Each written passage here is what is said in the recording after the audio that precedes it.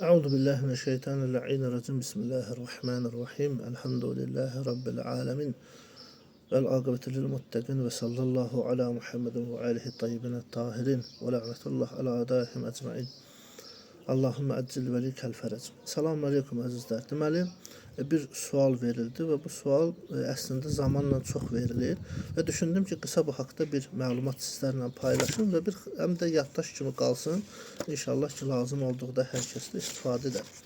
Bu deməli sualda nədən ibarətdir? Bilirsiniz ki, sosial şəbəkə elə bir yerdir ki, yerindən duran hər kəs istədiyini danışır, paylaşır, yazır və bunlardan da biri din sahəsidir.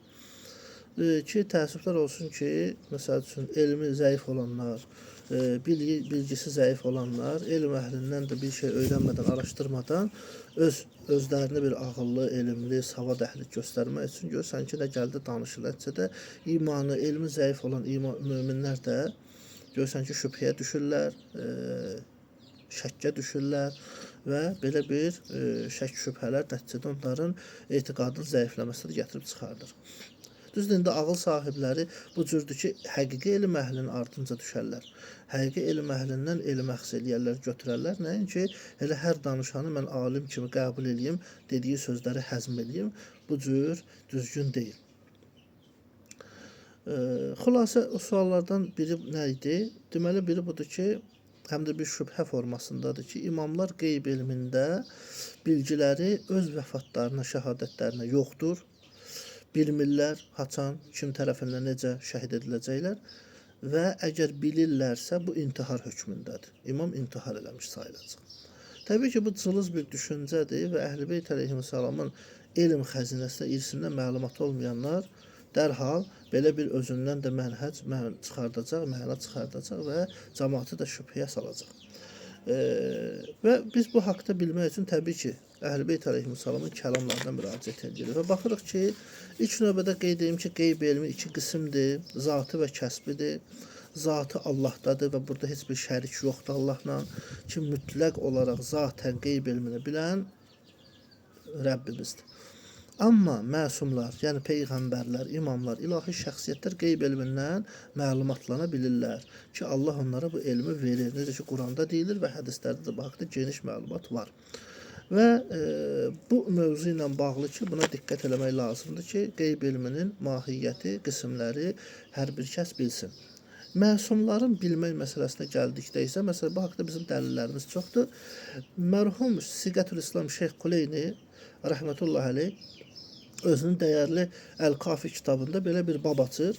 Bab ennel əimmətə aleyhimussalam ya'lemune mətə yamutune və ennehum yamutune illə bi ixtiyarin minhum. Babın adını belə qoyubdur ki, imamlar aleyhimussalam nə zaman vəfat edəcəklərini bilirlər və öz ixtiyarları ilə vəfat edirlər. Fəsli bölməni, babın adını bu cür qoyubdur. Və burada necə hədislər cəm eləyib. Həmçinin mərhum Şeyx Həsən Səffar rəhmətullah əleyh özünün əzəmətli Bəsairü Dərəcət əsərində 10-cu babda 9-cu qismdə orada həmçinin gətirir ki, imamlar nə vaxt öləcəyini bilir və öncədən bu məsələdən xəbərdardılar. Başlıqlı bir qism gətirir, hissə gətirir və 14 dənə hədis cəm eləyib orada. Və mən sadəcə istəyirəm ki, qısa iki rivayət qeyd edeyim və mövzunun cavabını bəlli eləyək. Rivayətin biri budur ki, Həsən bin Cəhim rivayət edir ki, deyir, İmam Rıza əleyhissalama mən dedim ki, Əmirül-Müminin əleyhissalam kim tərəfindən hansı gecə, harada qətlə yetiriləcəyini bilirdi. Səhabə, yəni buna yəqini var. O dövrdə də, məsəl üçün, təbii ki, bu şək şübhədə olanlar vardı, amma mömin olaraq, bu etiqadı sağlam olanlar da var idi və Həsən bin Cəhim bunu bilirdi. İmama deyirəm ki, İmam əleyhissalam bunu bilirdi zaten. Yəni, onun da etiqadı budur ki, imamlar bilir. Bir hətta İmam əleyhissalam qazların səsini eşidəndə belə bir söz işlədir ki, bu qaz səslərini, matəm iniltiləri davam elətdirəcək. Yəni, bu qazların səsi ki, gəlir, mənim şəhadətimdən xəbər verir, bunun dalınca səs-küy mənim şəhadətimin ahnalələri olacaq. Deyir, Ümmü Gülsüm olur evdə və atasına deyir ki, namazı bəlkə evdə qılasan, və insanlara namazı qılması üçün başqa birini əmr eləyəsən, göstəriş verir. Yəni cəmaət namazını başqası qılsın. Yəni sən məscidə getmə ki, qətli yetirilməyəsən. Deyir Əli əleyhissalam bunu inkar eləyir və özü də silahsız şəkildə evdən çıxır gedir. Deyir halbuki İbn Mülcəmin məlunun imamı qılıncla öldürməyini də bilirdi İmam Əli əleyhissalam o qətl etəcək. Deməli Həsən bin Cəhim bunların hamısını İmam Rıza əleyhissalama danışır. Bura qədər ki bu məsələ bəllidir, etiqadı var. İndi məsələnin bizim elə mövzu ilə əlaqədar hissəsi gəlir. Deyir indi imama sual verir ki, bəs həqiqətən də imamın bu cür davranmağı caiz olmayan hərəkətlər qisminə aiddir, yoxsa yox? Yəni nə? Məsələn Allah Quran-ı Kərimdə Bəqərə 195-də buyurur ki, özünüzü öz əlinizlə həlakətə atmayın, ölümə atmayın, düzdür, təhlükəyə atmayın.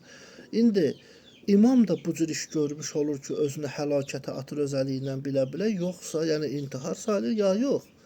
İmam Rıza əleyhissalam cavabında buyurdu ki, dediyin haqdır, amma həmin gecə yaşamaqla Allaha qovuşmaq arasında imam sərbəst buraxılır. Deməli, şəhadət məqamında imam ixtiyar sahibidir ki, Allaha qovuşmağı seçsin şəhadəti, yoxsa yaşamağı. Tamam?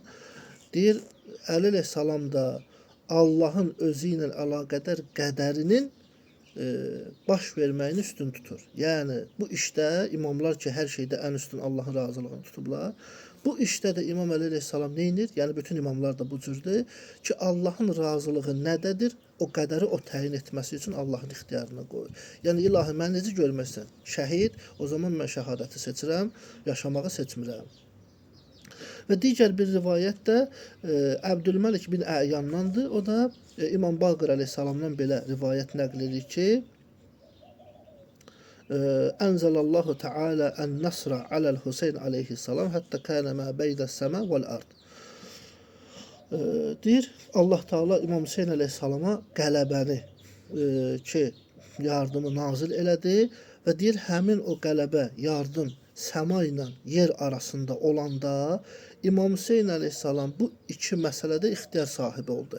Yəni Allaha qovuşsun, şəhid olsun, yoxsa Allahın yardımını seçib qalib gəlsin. İkisindən birini seçməkdə ixtiyar sahibi oldu. Deyir İmam Hüseyn əleyhissalam da neylədi? Fəxtara liqa'allahi Teala. Deyir İmam Hüseyn əleyhissalam da Allahla görüşü seçdi. Yəni İmam Hüseyn əleyhissalam bu işdə neylədi? İxtiyari olaraq Allaha qovuşmağı seçdi. Yəni şəhadəti seçdi. Deməli əzizlər, bu mövzular bizə bəyan eləyir ki, imamlar əleyhimussalam Allahın əta elədiyi qeyb elm əsasında öncədən şəhadətlərini də bilir, kim tərəfindən necə, harda olacağını bilir və bunu etməkdə seçimdə ixtiyar sahibidirlər və intihar sayılmır. Allahın daha çox razılığı hansındadırsa o işi seçirlər. O da ki, ən üstün məqam təbii ki, şəhadətdir. Allah bizi Əhl-i Beyt əleyhimussalamla vilayətdən ayrı salmasın. Allah bizə ağıl nemətindən istifadə etməyi nəsib etsin. Allah alimlərimizə uzun ömür, onların kölgəsini daim qərar versin. Dünyasını dəyişənlərə rəhmət eləsin. Onların ruhunu bizə şəfaətçi eləsin. Vəlhamdülillah Rabbil aləmin.